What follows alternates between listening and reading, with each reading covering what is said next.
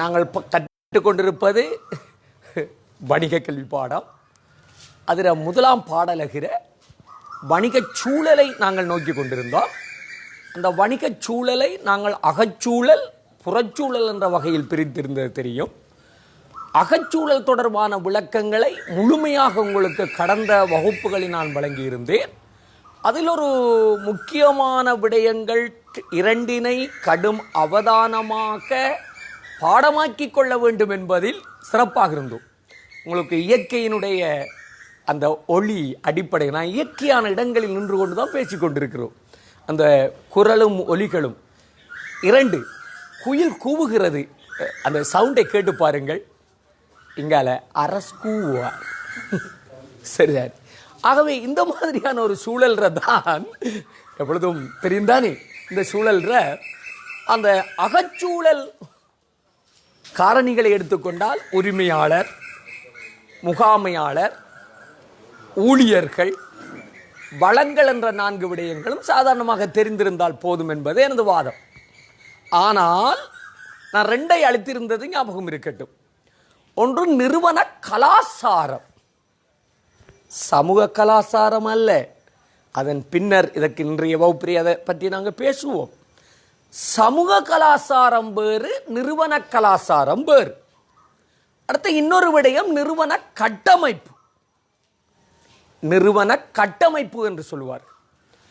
இந்த நிறுவன கலாசாரமாக்கிய அமைப்பு கலாசாரம் என்றால் ஒரு நிறுவனத்துக்குள் ஒரு பரம்பரையில் இருந்து இன்னொரு பரம்பரைக்கு கையளிக்கப்படுகின்ற நம்பிக்கைகள், நம்பிக்கைகளை ஊட்டுதல், பெருமானங்கள், கொள்கைகள், வழக்காறுகள், அது தொடர்பான மரபுகள், நடத்தைகளை கொண்ட செயற்பாடுகள் தான் நிறுவன கலாசாரம் என்று அழைக்கப்படும். முக்கியமான விடயம். அதே மாதிரி 2011ஆம் ஆண்டு ஆகஸ்ட் பரீட்சையில் நிறுவன கலாசாரம் என்றால் என்ன என்று வினாக்க தொடுக்கப்பட்டுள்ளது.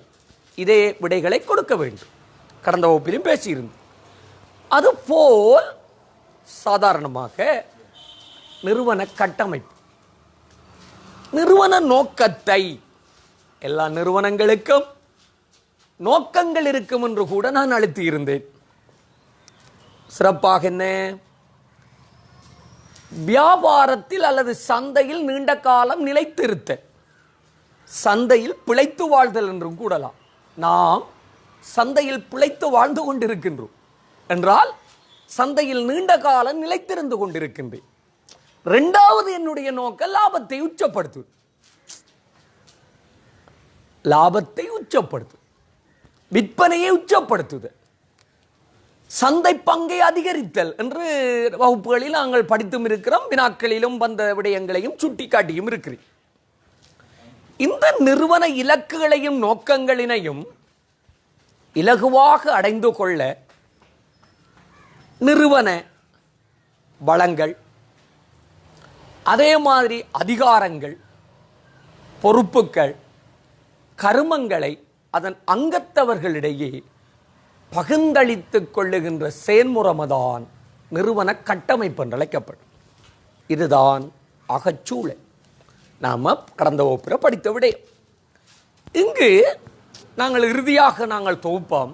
இந்த அகச்சூழல் என்ன இருக்குதுண்டா, நாங்கள் படித்துக்கொண்ட சுவட் ஆய்வு நடவடிக்கைகள் அகச்சூழல் என்ன இருக்கின்றது, பலம், பலவீனம். இன்னும் புறச்சூழல் ஸ்டார்ட் பண்ணல். அப்படின்னா என்ன வரும், வாய்ப்புகள், அச்சுறுத்தல். இப்போ உதாரணத்துக்கு அகச்சூழல் பலம் பலவீனம்தான் இருக்கின்றது அங்க என்ற விடயத்தை இப்போ உதாரணமாக உரிமையாளர்களை எடுத்துக்கொண்டால், போதுமான எண்ணிக்கையில் உரிமையாளர்கள் இருத்தல், அவர்கள் நிதி பலமுடையவர்களாக இருத்தல், இது பலம். பலவீனம் என்றால் குறைந்த எண்ணிக்கையான உரிமையாளர்களை கொண்டிருத்த அந்த நிறுவனம். நிதிப்பலம்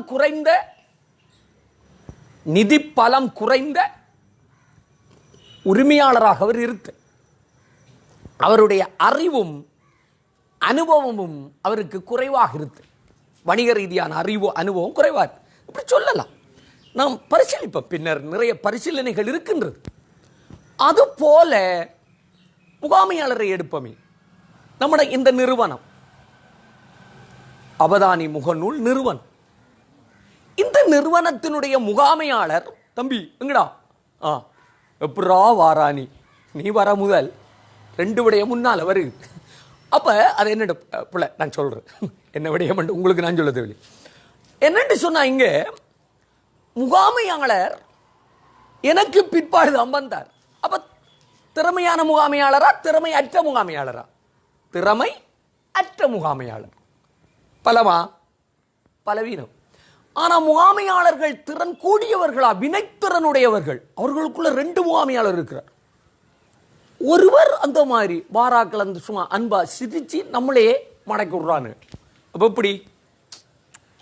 அப்ப முகாமையாளர்கள் வினைத்திறன் மிக்க முகாமையாளர்களாக இருத்தல் பலம், வினைத்திறன் குறைந்த முகாமையாளர்கள் பலவீனம். அப்ப அப்படி எடுக்கலாம். பயிற்சி பெற்ற முகாமையாளர்கள், பயிற்சி பெறாத முகாமையாளர்கள், அறிவு கூடிய முகாமையாளர்கள், அறிவு குறைந்த முகாமையாளர்கள்.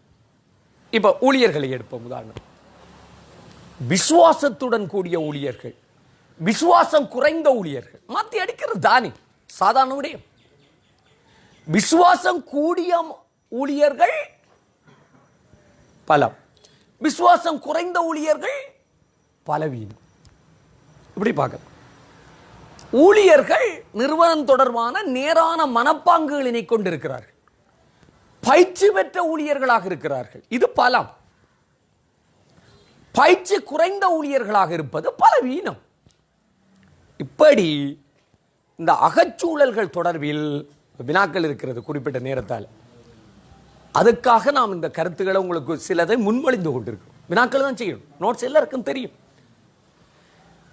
பலமும் இருக்கிறது பலவீனமும் இருக்கிறது என்ற செய்தியோட அகச்சூழல் தொடர்பாக நான் முடித்துக் கொள்றேன். பின்னர் வினாக்களில் சில விடயங்களை பார்ப்போம்.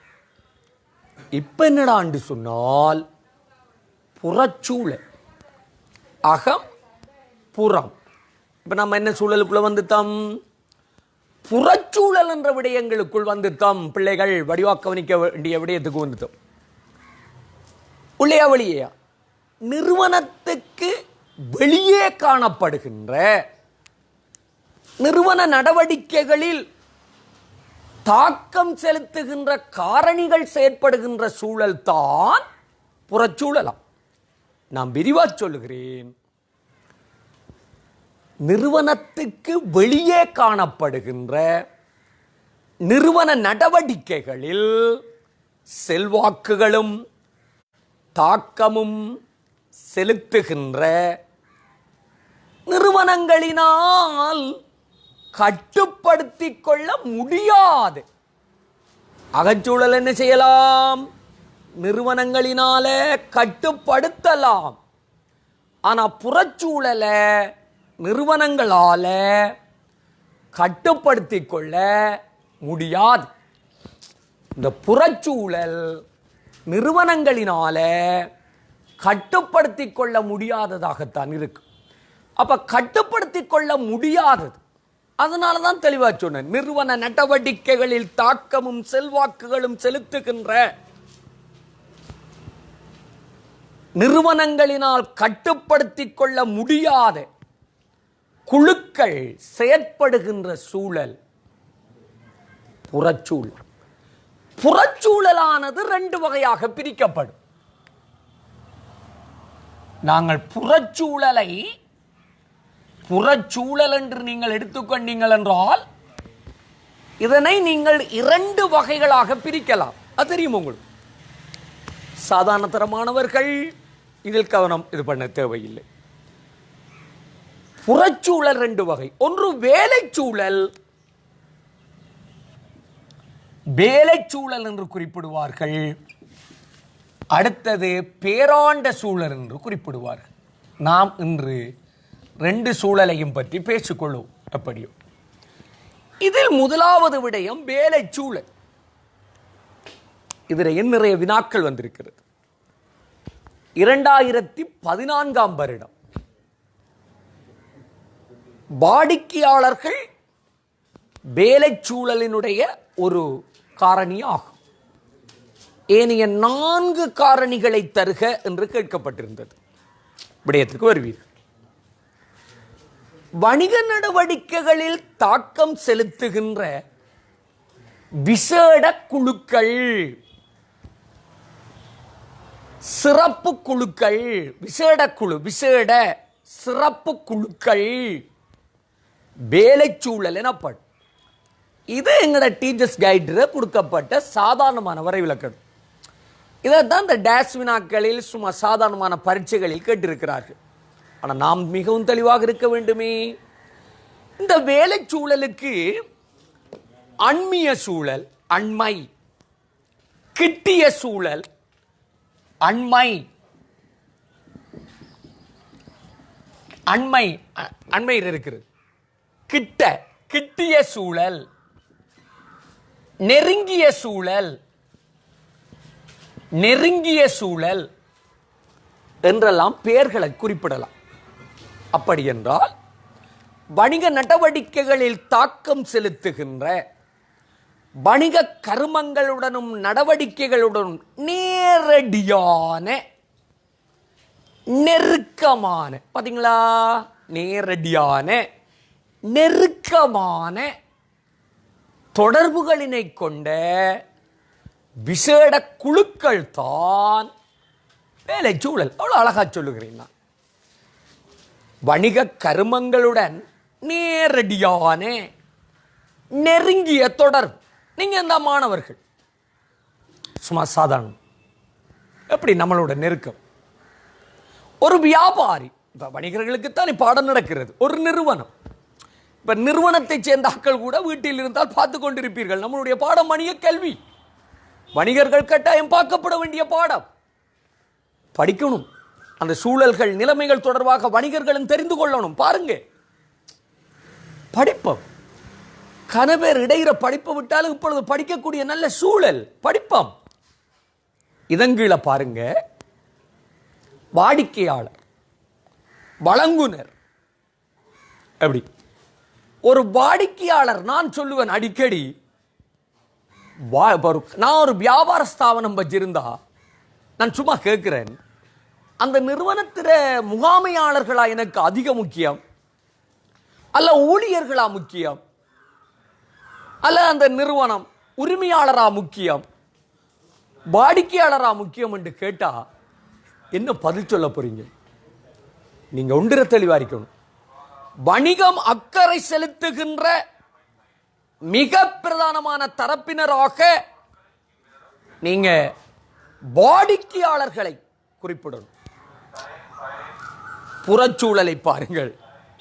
தயிர் தயிரா எப்படி போகுது? போகட்டும், வியாபாரம் நடக்கிறது. நாங்கள் வருவோம் அந்த விடயத்துக்கு. இங்கு என்ன விடயம் என்றால், வாடிக்கையாளர் இவ்வளவு கவனம் செலுத்தணும். வாடிக்கையாளர்கள் என்னுடைய இதயம் என்று நீங்கள் நினைக்க வேண்டும். இதயம் டப்பா இது கிடப்பு கடையும் இதயம் ஆயிட்டு. வாடிக்கையாளர்களை அன்போடு சாமான். இப்ப ஒரு வயது கிளவி, உனக்கு என்ன வேணும் வேண்டியோ எப்படி எப்படி பேசணும்? தங்கச்சி, சேர்மார் வந்தா சார், பாஸ், அதே மாதிரி மேடம், இப்படியான சொல்லுகளை தான் பிரயோகிப்பாங்க. ஏனென்றா வாடிக்கையாளர்களை அன்போடு நடந்து கொள்வீர்கள். வாடிக்கையாளர்கள் தான் ஒரு வணிகத்துக்கு மிக பிரதானமான சக்தி. ஒரு வணிகம் நீண்ட காலம் நிலைத்திருப்பது எதில் தங்கி இருக்குது என்றால், மனிதனுடைய தேவைகளையும் விருப்பங்களையும் உச்சமாக மனிதன், அவன் தான் வாடிக்கையாளர். முகர்வு வாடிக்கையாளர்களில் தான் ஒரு வணிகம் கூடுதலான கவனம் செலுத்தினால் தான் நிலைத்திருப்பது உறுதிப்படுத்தப்படும். வாடிக்கையாளர் ஒருவர் ஒரு நிறுவனத்தோடு எவ்வளவு தொடர்புடையவர் என்பதை பாருங்க. அந்த விடயத்தை பாருங்க. வாடிக்கையாளர் ஒரு நெருங்கியவர். அப்ப வேலை சூழல் ஒன்று வாடிக்கையாளராக இருப்பார் என்றால், ஒரு வணிக நிறுவனத்திலிருந்து பொருட்களையும் சேவைகளையும் கொள்வனவுகள் செய்து கொள்ளுகின்ற நபர்கள் தான் வாடிக்கையாளர். நான் சொல்லுவேன், கூடுதலாக நான் என்ன செய்யறேன்டா, பலரையும் கவர்ந்து கொள்ள விரும்புவது எல்லா துறையிலையும். பண்பான பேச்சு மிக முக்கியமான விடயம். நீ அன்பா உண்ட தராட்டியும் பரவாயில்ல, அன்பு வைக்கணும். ஒவ்வொருவரிடையும் சிரிச்சு பழகுது. நம்ம வேர்னத்தை அழித்து போறோம். இன்னைக்கு நாங்கள் பல்வேறுபட்ட நபர்கள் எப்படி நான் சேகரித்து வச்சிருக்கேன். பண்பான செயற்பாடுகள், நல்ல மொழிநடையான பேச்சுகள் நாம் சரியாக வழிநடத்துகின்ற போது சரியாக இருக்கும். எனவே வாடிக்கையாளர்கள் பிரதானம். வணிக நிறுவனத்திலிருந்து பொருட்களையும் சேவைகளையும் கொள்வனவு செய்கின்ற நபர்கள் வாடிக்கையாளர்கள் எனப்படும். அங்க இருக்கட்டும். இரண்டாவது வழங்குனர்கள். வழங்குனர்கள் யார்? அந்த வழங்குனர் என்றால் அந்த வணிகத்துக்கு தேவையான வளங்களை, இப்ப மூலப்பொருட்கள், ஏனைய இதர சேவைகள் தொடர்பான வளங்களை வழங்குகின்ற நபர்கள் வழங்குனர்கள் எனப்படுவர். இவங்க தான் வழங்குனர்கள், இரண்டாவது தரப்பில். மூன்றாவது பதிலீட்டு பொருள் உற்பத்தியாளர்கள். பதிலீடு பிரதியீட்டு பண்டங்களின் உற்பத்தியாளர்கள். வணிகம் உற்பத்தி செய்கின்ற பொருட்களுக்கு சமமான ஒத்த பொருட்கள் சேவைகளினை அந்த பதிலீடான வணிகம் உற்பத்தி செய்யப்படுகின்ற பொருட்களுக்கு, இதுதான் ரெண்டு விடயம். இதில் ஒரு சிக்கல் ஒன்று வரப்போகுது. போட்டியாளர் என்று சொல்லியும் ஒரு ஆள் இருக்கிறார், பதிலீட்டு பொருள் உற்பத்தியாளர் என்றும் இருக்கிறார். இதுதான் குழப்பங்கள் வருவது உண்டு. குழப்பமான இடத்துக்கு நானும் வந்திருக்கிறேன். ஒரு வணிகம் உற்பத்தி செய்து கொள்ளுகின்ற பொருட்கள் சேவைகளுக்கு பதிலீடான மாற்றீடான பொருட்கள் சேவைகளை உற்பத்தி செய்வோர் பதிலீட்டு பொருள் உற்பத்தியாளர்கள் எனப்படுவர். இருக்கட்டுமா? உதாரணத்தின் மூலம் நானே கேள்வி வைப்பேன், நீங்க விட சொல்லும். இவங்க பதிலீட்டு பொருள் உற்பத்தியாளர். வணிகம் வழங்குகின்ற பொருட்கள் சேவைகளுக்கு சமமான ஒத்த பொருட்கள் சேவைகளினை வழங்குகின்ற நிறுவனங்களும் நபர்களும் யார்? பதிலீட்டு பொருள் உற்பத்தியாளர்களா? வணிகம் வழங்குகின்ற பொருட்கள் சேவைகளுக்கு சமமான ஒத்த பொருட்கள் சேவைகளை வழங்குவோம். இப்ப நான் என்ன பாடம் படிப்பிக்கிறேன்? வணிக கல்வி பாடம். என்னுடைய வணிக கல்வி பாடத்தை கற்பிக்கின்ற இன்னும் ஒரு ஆசிரியர் எனக்கு யார்? போட்டியாளரா, பதிலீட்டு பொருள் உற்பத்தியாளர்? இதுதான் அடிப்படையான விட. அவர் போட்டியாளர். ஒத்த சமமான பொருட்கள் சேவைகளை வழங்குகிறார். இதுதான் இது அடிப்படை. பதிலீட்டு பொருள் உற்பத்தியாளர் என்றால், இப்ப வணிக கல்வி பாடம் இருக்கிறது. இந்த பாடத்தை உயர்தர மாணவர்கள் விட்டுட்டு தகவல் தொழில்நுட்ப பாடத்தை சில மாணவர்கள் தெரிவு செய்து கொள்கிறார்கள். வணிக கல்வியை விட இலகுவான பாடம் இல்லை, ஆனால் தெரிவு செய்து கொள்கிறார். அப்ப தகவல் தொழில்நுட்ப பாடத்தை கற்பிக்கின்ற ஆசிரியர் எனக்கு போட்டியாளர் இல்லை. என அவர் பதிலீட்டு பொருள் உற்பத்தியாளர். எனக்கு பதிலீட்டு பொருள் உற்பத்தியாளர். இதுதான் இருக்கிற விட. இப்ப பதிலீட்டு பொருட்கள் என்பது, இப்ப உதாரணமாக நாங்கள் சீனியை பயன்படுத்தி கொண்டிருக்கிறோம். சீனி இல்லைன்னு சொன்னால் சர்க்கரையை பயன்படுத்துவீங்க, பதிலீட்டு பொருள். பேனை இல்லை என்று சொன்னால் பென்சிலால் எழுதிக் கொள்வீங்க, பதிலீடு. சமனா வருமா? இல்லை. வளமையா எங்களுடைய வீட்டில் ஆங்கர் பால்மா பயன்படுத்திக் கொள்வார்கள். மீண்டும் பால்மா பிரச்சனை, பால்மா பயன்படுத்திக் கொள்வார். ஆனா ஆங்கர் பால்மா இல்லை, அதுக்கு பதிலாக நான் லக்ஸ் ஸ்ப்ரே பயன்படுத்துகிறோம். இப்போ இது ரெண்டும் என்ன பதிலீடா? இதுதான் போட்டி. இவங்க போட்டியாளர், பதிலீடு இல்லை, சமன். சமன் சமனானது. சவர்க்காரத்தையும் சலவைத்தூளையும் எடுக்கிறது. ஒரு சவர்க்காரம் இல்லை என்றால் இன்னும் ஒரு சவர்க்காரத்தை நீங்கள் வாங்கி சென்றால் அது போட்டி, அதை உற்பத்தி செய்கிறால் போட்டி. சவர்க்காரத்தினுடைய பயன்பாடுகள் மாதிரியா சலவைத்தூளினுடைய பயன்பாடுகள் இருக்கும்? இல்லத்தானே, அதே பயன் இல்லையே, அது பதிலீடு. இது இல்லாவிட்டால் மாற்று தெரியும், இது பதிலீட்டு. அதை உற்பத்தி செய்கிறார்கள் பதிலீட்டு பொருள் உற்பத்தியாளர். இதுதான் இலகுவான விளக்கம். அப்போ போட்டியாளர்கள் பதிலீட்டு பொருள். இன்னும் ஒரு தரப்பினர் இருக்கிறாங்க, சந்தையில் நுழைந்து கொள்ள எதிர்பார்க்கும், சந்தையில் நுழைந்து கொள்ள எதிர்பார்க்கும் புதிய வணிகர்கள். இதை தம்பியாக்கள் இலகுவா சொல்லுவீங்க, எதிர்கால முதலீட்டாளர்கள் என்று சொல்லலாம். இவங்க எதிர்கால முதலீட்டாளர்கள் என்று அழைக்கப்படுவாங்க. வணிக சந்தையினுள் தன்னிட்ட கொஞ்சம் காசு வளங்களை வைத்திருக்கிறாங்க. எதிர்காலத்தில் வணிக சந்தைக்குள் நுழைந்து கொள்ள எதிர்பார்க்கின்ற புதிய வணிகர்கள், புதிய வணிகர்கள். அப்போ நான் ஏற்கனவே கேட்ட கேள்விக்கு விடையாளம். தேவையற்ற விடைகள் எல்லாம் இனி பாடமாக்க வேண்டிய அவசியம் இல்லை. வாடிக்கையாளர்கள் தவிர வேலைச்சூழலின் பிற காரணிகள் 4 தருகின்ற ஒரு கேள்வி 2014 ஆண்டு வந்து என்று சொன்னனே, இந்த கேள்விக்கு ஆன்சர் வாடிக்கையாளர் போய்த்து. வேலைச்சூழல் காரணிகள் 4 தருகின்றால் வாடிக்கையாளர்கள், வழங்குனர்கள், பதிலீட்டு பொருள் உற்பத்தியாளர்கள், போட்டியாளர்கள், சந்தையில் நுழைந்து கொள்ள எதிர்பார்க்கின்ற புதிய வணிகர்கள் என்று சொல்லியிருக்கலாம்.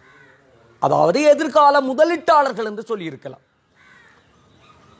5 ஏதாவது நாள். இப்ப வாடிக்கையாளர்கள் தவிர என்று கேட்டால் அதை விட்டு நாளை சொல்லுங்க.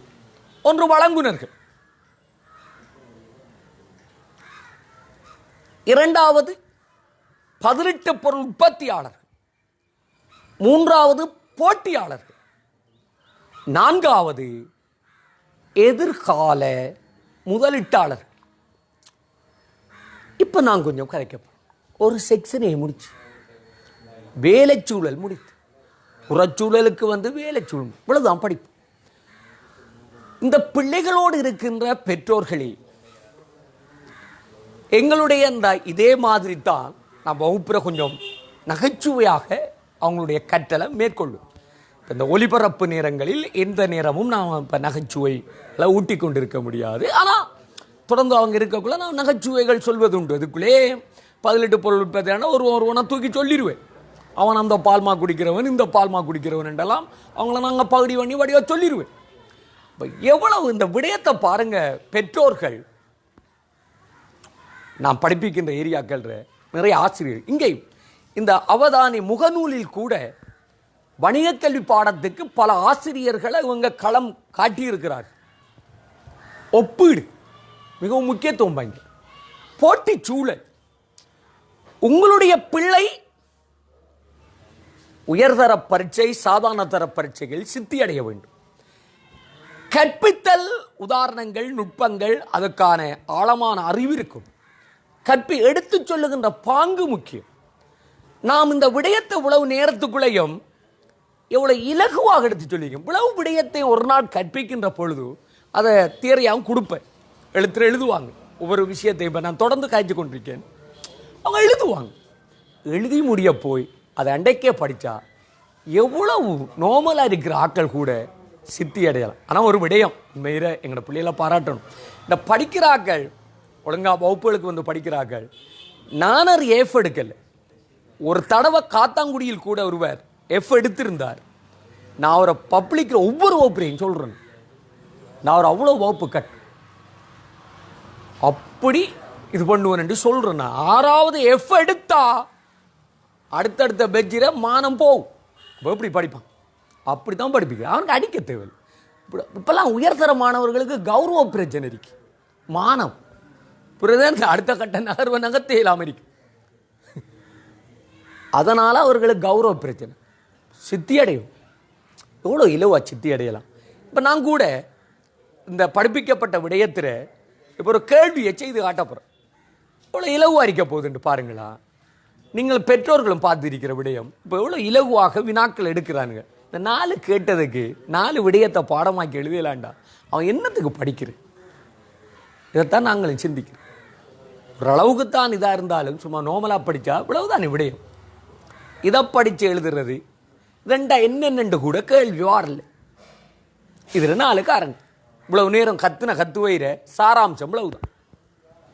இப்போ நான் ஒரு வினா ஒன்று செய்து காட்ட போகிறேன். இது சும்மா கல்விப்புற உயர்தர மாணவர்களுக்காக இப்போ நம்ம நடைபெற இருந்த 5ஆம் தவணை பரீட்சை நடைபெற்றிருக்கணும். அதில் நடைபெறக்கூடிய பரீட்சையாக இருந்தது. 70 மத்திய கல்லூரிக்கு இலங்கை கல்வி நிர்வாக தரத்தில் உள்ள, இதெல்லாம் எக்ஸாம் எல்லாம் செய்யணும், நிர்வாக தரத்தில் உள்ள அதிபர் திரு சாந்தரூபன் நியமிக்கப்பட்டுள்ளார். இது அம்பாறை மாவட்டத்தில் நடக்கிற பரீட்சை சீட்ஸ் பேப்பர். நியமிக்கப்பட்டுள்ளார். என்ன நடந்தது? 70 மத்திய கல்லூரி நம்ம ஸ்கூலை நீங்கள் நினைங்களேன். அந்த கல்லூரிக்கு நிர்வாக தரத்தில் உள்ள அதிபர் தரத்தில் சித்தி அடைந்த சாந்தரூபன் இவர் நியமிக்கப்பட்டுள்ளார். விடயத்தை கொஞ்சம் கவனிக்கணுமா? நியமிக்கப்பட்டுள்ளார். குறுகிய காலத்தினுள் ஆளுமையுள்ள அதிபர் என பாடசாலை சமூகம் அடையாளம் கண்டுள்ளது. உண்மைதான். அதிபர் என்றா அவர் தான் அந்த நிறுவனத்தில முகாமையாளர். அவர் அந்த மாதிரி இருக்கும். ஒரு பாடசாலைக்கு அதிபர் கிடைப்பது வரப்பிரசாதம். அதை கொண்டு நடத்துறது தான் முகாமையாளருடைய சிறப்பம்சம். முகாமை சிறப்பாக இருக்கு. இவர் ஆளுமையுடைய அதிபர் என்ற நல்ல பெயரை உண்மையை எடுத்திருக்கார். அண்டர்லைன். அதிபர் என பாடசாலை அடையாளங்கள் கல்வி அமைச்சு மூலமும் அரசியல்வாதிகள் மூலமும் பாடசாலைக்கு தேவையான கட்டிடம், கணனி தொகுதி, தளபாடங்கள், விஞ்ஞான உபகரணங்கள், இப்போ சயின்ஸ் லேப் இதெல்லாம் வருது. அதே மாதிரி ஐடி லேப் இதெல்லாம் இருக்குது. விஞ்ஞான உபகரணங்கள் போன்ற வளங்களை பெற்று பிரதேசத்தில் பலமுள்ள பாடசாலை என்ற பெயரையும் ஈட்டியுள்ளார். அதிபர் ஆளுமன்றதை வடிவா காட்டி போட்டார். ஒன்று கல்வி அமைச்சிட்டிருந்தும் தனக்கு தேவையானதை அப்பப்போது சரியா வழி நடத்தியிருக்கிறார். அதன் மூலமும் பாடசாலை இதுதான் உண்மையா. சில பாடசாலைகள் பேசிக்கொள்ளும். நம்மளும் சில விடயங்களுக்குள்ள வரணும். எங்களுக்கு ஆளணி பற்றாக்குறை, அதே மாதிரி வளப்பற்றாக்குறை, மேசகதிரில், கட்டிடங்களில் இப்படி சொல்லித்திருந்தா விடயம் நடக்குமா? நாம் ஒன்று கல்வி அமைச்சோடு பேச வேண்டும். இதுக்குத்தான் நாங்களும் விளையர். 2 நம்மட பிரதேச அரசியல்வாதிகளை நம்ம பயன்படுத்தும். ஒரு விழாக்களுக்கு அவங்களை அழைச்சி அதான் போட்டு வாங்குதல் என்று இருக்கு. இந்த அரசியல்வாதியானவர் இந்த பிரதேசத்தில் பல்வேறுபட்ட கல்விக்கு வித்திட்டு இருக்கிறார்கள். இவர் ஏற்கனவே பல பாடசாலைகளுக்கு கட்டிட தொகுதிகளினை வழங்கி இருக்கிறார்கள். அந்த பாடசாலை விஞ்ஞான ஆய்வுக்கூடத்தை ஆரம்பித்து வைத்த பெருமை இவரையே சாரும். இப்பொழுது தகவல் தொழில்நுட்பம் வளர்ந்து வருகின்றது. இப்படியான சூழல் அவருக்கு ஒன்றும் புதியது அல்ல. நாம் அவரிடம் கேட்கக்கூடாது. பாருங்கள், அவராகவே தானாக முன்வந்து எங்களுக்கு உதவுவார். எங்களுடைய பாடசாலையின் பற்றாக்குறையினை நாங்கள் சொல்லி அவருக்கு புரிய வேண்டியது இல்லை. நாங்கள் இப்பொழுது தகவல் தொழில்நுட்ப பிரிவை எங்களுடைய பாடசாலைகளில் புதிதாக ஆரம்பித்திருக்கின்றோம். அதற்குரிய அந்த தகவல் தொழில்நுட்பத்துக்குரிய கணனி லேப் வசதிகள் எங்களுக்கு போதுமான அளவு இல்லாமல் எங்களுடைய மாணவர்கள் சிரமப்பட்டு கொண்டிருக்கிறார்கள். அதண்டு நம்ம பேசி போட்டு வச்சா அதுக்கப்புறம் 2 ஊழியர் பேச அவருக்கு ஒரு வாய்ப்பை கொடுப்பாங்க. இப்போ அவரையும் புளியை தள்ளிவிட்டு தம்பி அவர் என்ன செய்வார்? வந்து நான் உங்களுடைய அதிபர் சொன்னதெல்லாம் கேட்டுக்கொண்டிருந்தேன். நாம் பல பாடசாலைகளுக்கு அவரும் வடிதானே அப்படி இது பண்ணியிருக்கிறேன். இதன் ஒரு கட்டமாக இந்த பாடசாலைக்குரிய இந்த கணனி தொழில்நுட்பத்துடன் கூடிய சகல அந்த வசதிகளையும் நான் 2 மாதங்களுக்குள் நிறைவேற்றி கொடுக்க உங்களுக்கு உறுதி அளிக்கிறேன். அதுக்கேற்ற மாதிரி நீங்களும் கையை தட்டணும். அடி காய் தூள் இப்படிதான் செய்யற விடயத்தை எப்படி பெற்று அப்படி பெற்ற ஒரு அதிபர் தான் இவர். இப்படித்தான் இருக்கணும் அதிபர் சேர்ப்பு போட்டு வாங்குதல். அப்போ விஞ்ஞான உபகரணங்கள் போன்ற வளங்களை பிரதேசத்தில் வளமுள்ள பாடசாலை என்ற பெயரை ஈட்டியுள்ளார். பாடத்திட்ட மறுசீரமைப்பு கல்வி சீர்திருத்தம் கொண்டு வரப்படும் பொழுது தனது ஆசிரியர் குழாத்துக்கு தேவையான பயிற்சி, அது தொடர்பான கருத்தரங்கு, அறிவினையும் பெற்றுக் கொடுப்பதில் மிகவும் ஆர்வமாக செயற்படுபவர். பயிற்சிகளையும் பெற்றுக் கொடுப்பதில் ஆர்வமாக செயற்படுவோம். எனினும் பாடசாலை அமைந்துள்ள சூழல் காரணமாக கற்றலில் ஆர்வம் கொள்ளாத மனப்பாங்கினை கொண்ட மாணவர்களால் பெருபேற்றில் பின்னடைவை கொண்டுள்ள நிலைமையை மாற்றியமைக்க அனைவரும் ஒத்துழைக்க வேண்டும் என பிரதி அதிபர் பெற்றோர் ஒன்று கூடலில் கருத்தினை வெளிப்படுத்தியுள்ளார். மேற்கூறிய விடய ஆய்வு கற்கையில் இருந்து விடய ஆய்வு தானே கேட்டீங்க. என்றலா கேள்வியா அது நேரடியான கேள்வி. நாளைக்கு செய்வோம். அதை நிறுவன கலாச்சாரம் இருக்குதுண்டா அதனுடைய பலம் பலவீனம் 2 குறிப்பிடுக. இன்றைக்கு நாம படிச்சிருக்கிறோம் 2016ஆம் ஆண்டு பரீட்சையில் வந்திருக்கு, 18ஆம் ஆண்டு பரீட்சையில் வந்த நிறுவன கலாச்சாரம். அதுபோல இந்த வாடிக்கையாளரையும் இந்த வழங்குனரையும் இந்த போட்டியாளர்களையும் உள்ளடக்கிய வினா 2016ஆம் ஆண்டு பரீட்சையில் வந்திருக்கு. என்னத்தை கேட்பாங்க? அதனுடைய வாய்ப்பு அச்சுறுத்தலை கேட்டிருக்கிறார். சும்மா உதாரணத்துக்கு வாடிக்கையாளர்கள் நீங்க இருக்கிறீங்களா படைய யோசிக்கணும். நீங்கள் சந்தை தொடர்பான அறிவு கூடியவர்களாக இருக்கிறீர்கள். அது வணிகத்துக்கு வாய்ப்பா அச்சுறுத்தலா? வாடிக்கையாளர்களாகி நீங்க சந்தை தொடர்பான அறிவு கூடியவர்களாக இருக்கிறீர்கள். எல்லாரும் வாய்ப்பு சொல்லுவாங்க. அது வணிகத்துக்கு அச்சுறுத்தல். ஏமாற்றியல் அது எவன்கள் உங்களை இப்படிதான் அடிப்படை. அது அச்சுறுத்தல் வணிகம். வணிகம் சந்தை தொடர்பான அறிவு குறைந்த வாடிக்கையாளர்கள் இருந்தால் ஏமாற்றி அவன் அடிச்சுட்டு போயிடுவான் லாபத்தை. அது அவனுக்கு வாய்ப்பு. இப்படித்தான் இருக்கு. செலவிடக்கூடிய வருமானம் கூடிய வாடிக்கையாளர்கள் அந்த பிரதேசத்தில் காணப்படுகிறார்கள். இது என்னது? வணிகத்துக்கு வாய்ப்பு. செலவிடக்கூடிய வருமானம் குறைந்த வாடிக்கையாளர்கள் தான் அந்த பிரதேசத்தில் இருக்கிறார்கள். அது அச்சுறுத்தல்.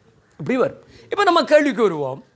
அப்ப அதிபர் அப்படி நிர்வாக இதில் சித்தி அடைந்து வந்தவர், ஆளுமை பெற்ற அதிபர், அப்படி பல்வேறுபட்ட தன்னுடைய கல்வி அமைச்சிலும் இருந்து அதே மாதிரி அரசியல்வாதி என்னும் வளங்களை பெற்று மிகச்சிறந்த பாடசாலை என்ற பெயரை பெற்றிருக்கிறது.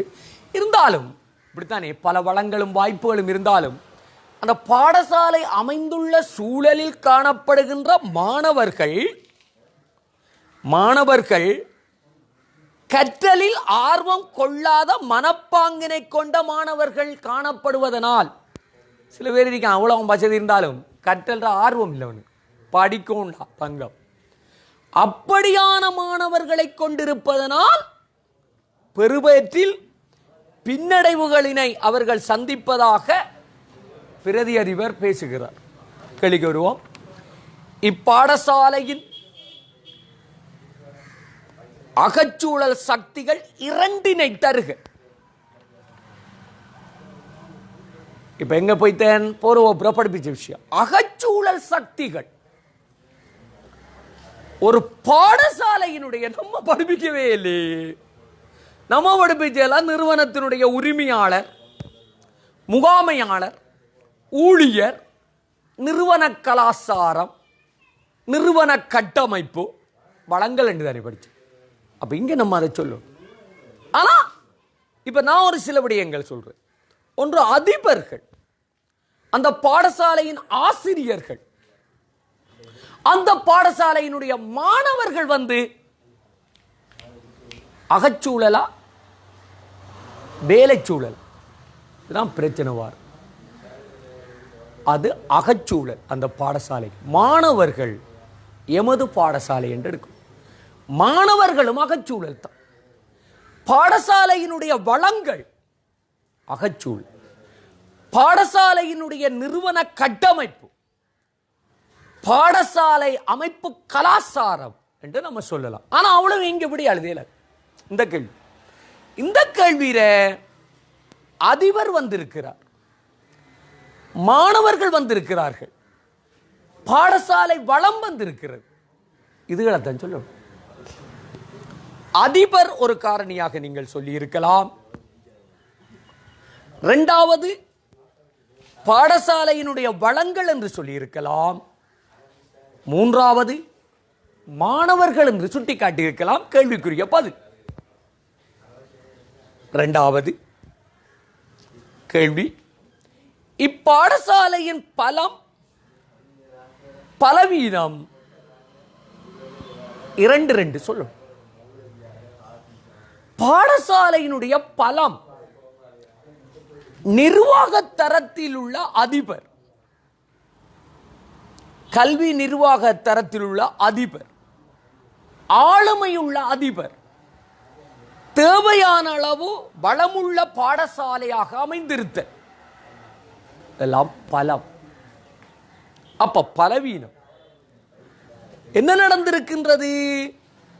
இந்த ஒன்று, மாணவர்கள் கற்றலில் ஆர்வம் கொள்ளாத மனப்பாங்கினை கொண்டிருக்கிறார்கள். இரண்டாவது, பெறுபேறுகள் இருக்குத்தானே, பெறுபேறுகளில் பின்னடைவுகள் காணப்படுகிறது. பாடசாலையில் நடக்கிற சம்பவம் தான். அப்ப என்ன நடந்திருக்கிறது? ஒன்று, கற்றலில் ஆர்வம் கொள்ளாத மனப்பாங்கினை கொண்ட மாணவர்கள் இருந்திருக்கிறார்கள். ஒரு பலவீனம், அதை போக்காட்டணும். அவங்களுக்கு கற்கக்கூடிய ஆர்வத்தை ஊட்டணும், அவங்களுக்கு எடுத்து சொல்லணும். நமது பிரதேசம், நமது வளம், இவ்வளவு வாய்ப்புகள் இருக்கிறது, கற்றுக்கொள்ளுங்கள், கல்லாதவர்களுக்கு சிறப்பில்லை நாளை என்றெல்லாம் சொல்லணும். இரண்டாவது, பெறுபேறுகள் குறைந்த மட்டத்திலேயே பெற்றுக்கொள்ளப்படுகிறது. இது பலவீனம். இதுதான் இந்த வினா இப்படி அமைந்திருக்கும். இதே போல இப்ப நம்ம எடுத்துக்கொள்ள அப்புறம் கொஞ்சம் இந்த புறச்சூழல் தொடர்பாக, புறச்சூழலில் நான் இடைக்கிட கேள்விகளையும் செய்து கொள்வேன். புறச்சூழல் இன்னொரு சூழலை பற்றி கதைக்கணுமே, பேராண்ட சூழல். இதனை நாம் பேரின சூழல் என்றும் சொல்லலாம். பேராண்ட சூழல், பேரின சூழல். நான் சொல்லி போட்டே சில வினாக்களை கேட்க போறேன், விடையாள்வதை இலகுபடுத்துவதற்காக விரைவாக சொல்லி. இதுல பேராண்ட சூழல் என்றால் நிறுவனத்துக்குள்ளேயா வெளியே காணப்படுகின்ற நிறுவன நடவடிக்கைகளில் அளவற்ற தாக்கம் செலுத்துகின்ற குழுக்களையும் நிலைமைகளையும் கொண்ட சூழல் பேராண்ட சூழல். அளவற்ற தாக்கம் தான் பேராண்ட சூழல். நிறுவனத்துக்கு வெளியே, வணிகத்துக்கு வெளியே காணப்படுகின்ற நிறுவன நடவடிக்கைகளிலும் கருமங்களிலும் அளவற்ற தாக்கம் செலுத்துகின்ற, வணிகத்தை முழுமையாக நிர்மாணிக்கின்ற குழுக்களும் நிலைமைகளும் செயற்படுகின்ற சூழல் பேராண்ட சூழல் என்று அழைக்கப்படும். இந்த பேராண்ட சூழல் காரணிகள் முதல் இலகுவாக நாங்கள் 7 காரணிகள் என்று குறிப்பிடுவதுண்டு, குறிப்பிட்டு பேசுவதுண்டு. இப்படி இலகுவா சொல்லுவோம். அப்படி என்றா அரசியல், சட்டச்சூழல் என்று அந்த நேரங்களில் கற்பிப்பதும் பழையாக்கள். இப்ப எங்கட பாடத்திட்டத்தில் இப்படி இல்லாம தனியா மாத்திருக்காங்க. ஒன்று அரசியல் சூழல் என்று தனியா சொல்லணும். அரசியல் சூழல் என்று தனியா சொல்லணும். அரசோட தொடர்பட்ட விடயம். நான் அரசு இல்ல, அரசாங்கம். இரண்டு சட்டச்சூழல், அதில் இருக்கிற விடயம் சட்டச்சூழல். பொலிட்டிக்கல் அண்ட் லீகல் எம்பவர்மெண்ட் நேரம் இதை பி என்ற உச்சரிப்பிட சொல்லுவதுண்டு. இப்படித்தான் பி இ எஸ் டி பின்னர் தேவைப்படும் பெஸ்ட் ரெண்டு வார் பிஎஸ்டி என் டி ஜி என்று மாணவர்கள் இலவ பாடமாக்குவாங்க. பி என்ற விடயம் தரிக்கிற விளவையும் சுட்டும் ஒரு விடயம். இரண்டாவது இ எக்கனாமிக்கோட தொடர் பொருளாதார சூழல், சமூக கலாச்சார சூழல். இதான் விடயம். அகச்சூழல் இருக்கிறது நிறுவன கலாச்சாரம். இது சமூக கலாச்சார சூழல் என்று சொல்லப்படும். சமூக கலாச்சார சூழல் என்று சொல்லப்படும். அது மாதிரி டி தொழில்நுட்ப சூழல், டெக்னாலஜி. என் இயற்கை சூழல், டி மக்கள் சூழல் குடித்தொகை சூழல், ஜி பூகோள சூழல். இப்படி அரசியல் சூழல், சட்ட சூழல், பொருளாதார சூழல், சமூக கலாச்சார சூழல், தொழில்நுட்ப சூழல், இயற்கை சூழல், மக்கள் சூழல், பூகோள சூழல் என்று இந்த சூழலை முதலில் ஞாபகப்படுத்திக் கொள்ளுங்கள். இதில் ஒரு அடிப்படை ஒன்று இருக்கு. வழங்கப்பட்ட நேரம் போதுமான அளவு இல்லை. இப்போ நான் சூழலை அடுத்த வகுப்பு கலைக்க தேவையில்லை. இது என்னண்டா நிறைய வினாக்கள் பாட்வன்னிற வந்திருக்கு. அதுதான் குழப்பிடும். கடந்த வருடத்தில் கூட சமூக கலாச்சார சூழலை கொண்டுள்ள காரணிகளை உள்ளடக்கியது என்று கேட்டவர் உபவிசைகள் படிக்கும்.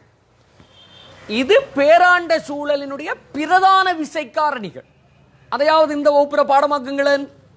பெற்றோர் பாருங்க, யோசிச்சு பாருங்க. அரசியல் சூழல், சட்ட சூழல், பொருளாதார சூழல், சமூக கலாச்சார சூழல், தொழில்நுட்ப சூழல், மக்கு சூழல், மக்கள் சூழல். மக்கா போய்தாதடா. மக்கள் சூழல், பூகோள சூழல். ஒரு அளவுக்காவது என்னென்று பத்திரிக்கும். சாதாரணமா விடயம் தெரியுதா இல்லையா என்பதை பரிசீலிப்போம். இதுல உண்மையா உபவிசைகள் தெரியும்.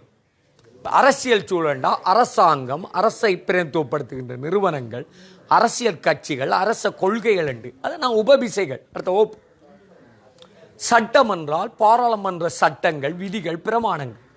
பொருளாதாரம் என்றால் மொத்த தேசிய உற்பத்தி, தலா வருமானம், அதே மாதிரி சேமிப்பு, முதலீடு, வட்டி, சம்பள வீதம், நாணய மாற்று வீதம்.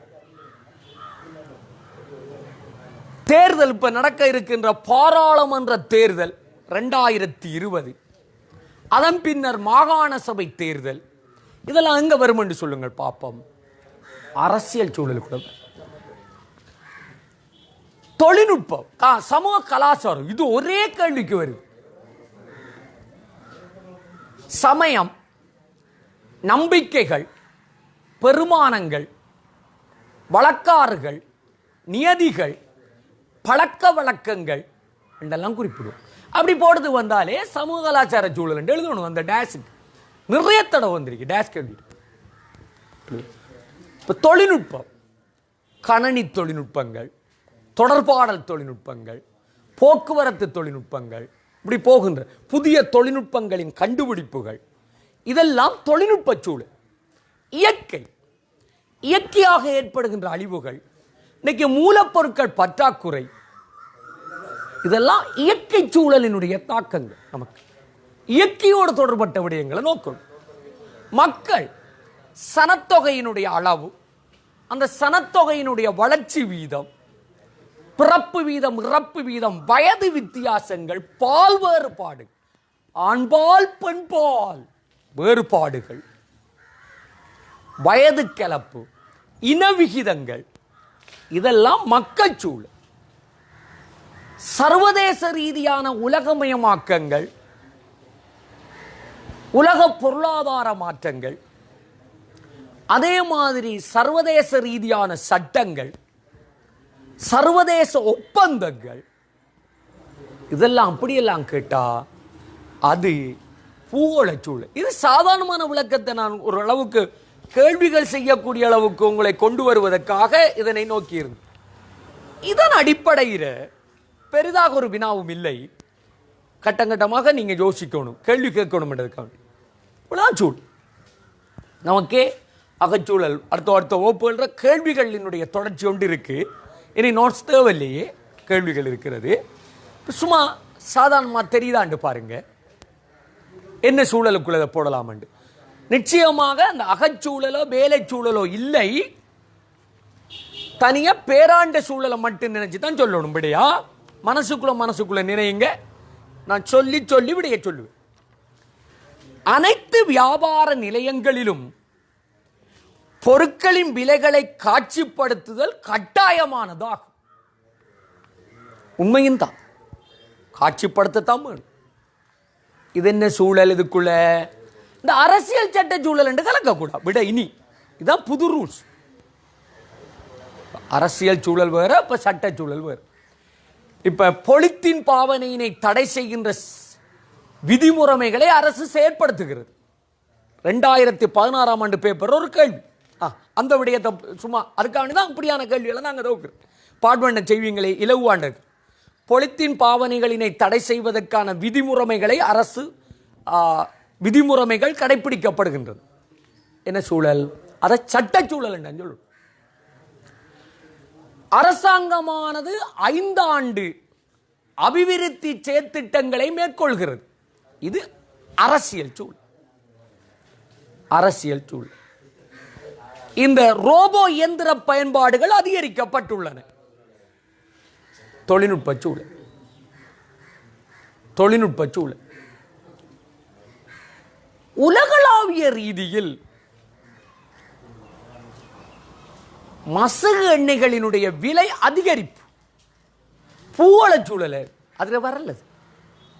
அதுக்கு விட குழப்பம் இருக்கு. இப்படியான இடங்கள்ல ஒரு சின்ன குழப்பம் வரும். இப்ப அதுக்குரிய விடை பொருளாதார சூழல். பொருளாதார சூழல். இப்படியான விடைகளை ஆள்வதற்காக நம்ம கேள்விகளுக்கு அதன் ஒரு கட்டமாகத்தான் அனைத்து வியாபார நிலையங்களிலும் பொருட்களின் விலைகளை காட்சிப்படுத்துதல் கட்டாயமானதாகும். என விடை சட்ட சூழல். 2020 ஜூன் 20 என்று ஏற்கனவே குறிப்பிட்டிருந்தார்கள். அதை குறிப்பிடுகிறேன். இன்று மாற்றங்கள் சில நேரம் தெரியலாம். 2020 ஜூன் 20 பாராளுமன்ற பொது தேர்தல் நடைபெறும். என்ன சூழல்? இது அரசியல் சூழல் என்று சொல்லும். இத அரசியல் சூழல் பார்க்கணும். இலங்கையின் சனத்தொகைகளில் 4 பேர்களில் ஒருவர் இளைஞர். என்னுடையது நம்மள மாதிரி இளைஞர்கள். நீங்க இளைஞர். 4 பேர்களில் ஒருவர் இளைஞர். உண்மையா முதியோர் என்று வந்து இளைஞர் என்றெல்லாம் முதியோர் உண்டு. இது என்ன சூழலுக்குள்ள போட போறீங்க? இது மக்கள் சூழல். 5 விடயம் தான் கேட்பேன். இலங்கை நிலத்தில் மசகு எண்ணெய் எடுக்கக்கூடிய வாய்ப்புகள் தோன்றியுள்ளன. ஒரு வளர்த்தெடுக்க. அப்ப என்ன சூழல்? இது இயற்கை சூழல். இது இயற்கை சூழல். கடனுக்கு அறவிட நல்ல ஜனாதிபதி இந்த கொரோனா அச்ச நிலைமைகளின் காரணமாக 6 மாதங்களுக்கு கடன்களுக்கான வட்டி கடன் தொகையினை இப்பொழுது செலுத்தாமல் இருப்பதற்கு அனுமதி வழங்கி இருக்கிறது.